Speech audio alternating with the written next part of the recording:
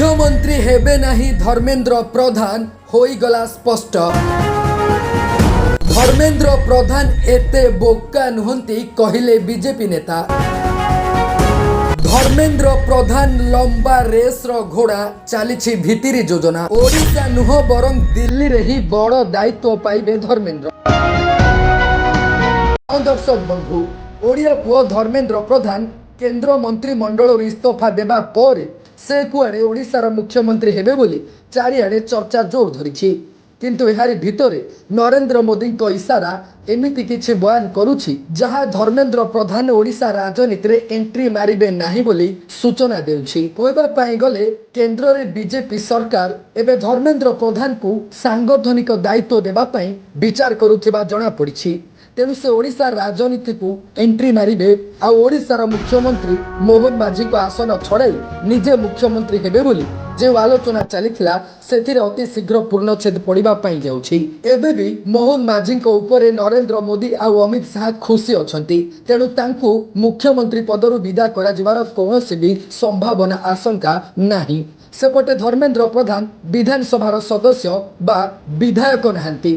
तेणु से ओडिशार मुख्यमंत्री हेले तांकु विधायक भाव में निर्वाचित होगा पड़ो। आउ तांकु विधायक भाव में निर्वाचित होगा हेले सांसद पदरु इस्तीफा देवा पड़ो। तेणु एते सबू चक्र व्यूह फसवा चाहूना नरेंद्र मोदी।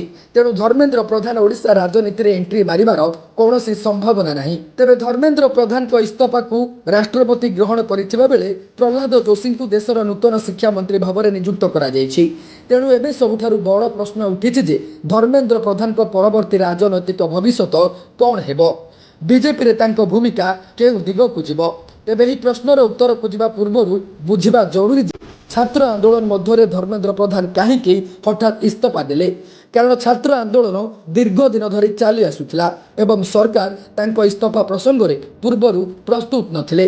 तेबे कहबा पई गले 20 जुलाई रे संसद मार्च समय हिंसाकांड घटिबा पर छात्र आंदोलन रूप द्रुत गति बदलवाक लगिथिला। देशर विभिन्न स्थानरू बहु संख्यक छात्र दिल्लीर जंतर मंतर एकत्रित होइथिले। यह सहित देशर अनेक सहर में प्रश्नपत्र लीक को विरोध कर विक्षोभ प्रदर्शन जारी रहिथिला। तेणु यही घटना ही धर्मेंद्र प्रधान को इस्तीफा देवा बाध्य कर देइथिला। तेबे वर्तमान सूचना अनुसार 2022 उत्तर प्रदेश विधानसभा निर्वाचन में धर्मेंद्र प्रधान प्रभारी भाव में बीजेपी को पुणी क्षमता को फेराइबारे भूमिका ग्रहण करथिले। तेणु एमिति स्थिति रे 2027 उत्तर प्रदेश निर्वाचन में धर्मेंद्र को पुणी दायित्व दिया जाय पारे। एमिति की किछि मास परे पुणी केंद्र मंत्रिमंडल रे से स्थान पाई पारंती बोली चर्चा आरंभ होइछि। तेणु आगकू नरेंद्र मोदी केउ निष्पत्ति नेउछंती तारि उपरे धर्मेंद्र प्रधान को भविष्य निर्भर करुछि। Bureau report Sky News India.